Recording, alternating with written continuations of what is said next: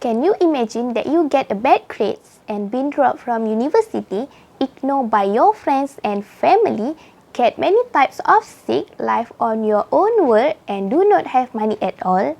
Can all of you think what are the cause of these problems? Maybe one of you might assume that this issue was caused by drug and alcoholism.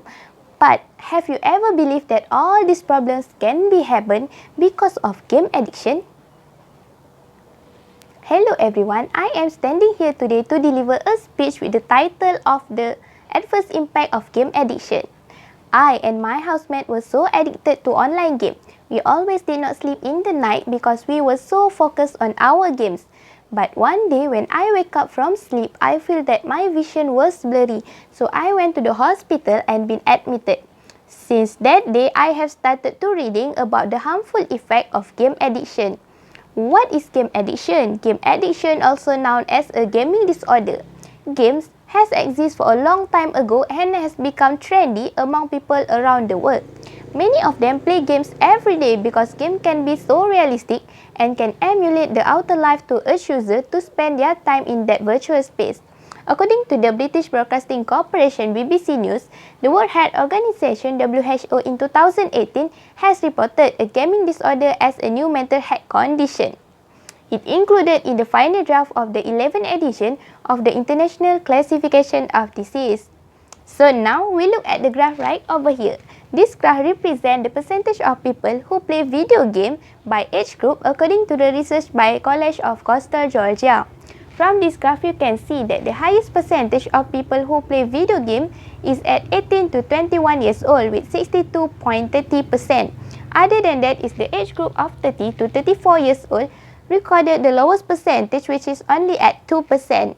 So in overall, the percentage of people who play video game dropped significantly as the age increased, but it then rise slightly at 35 years old and above.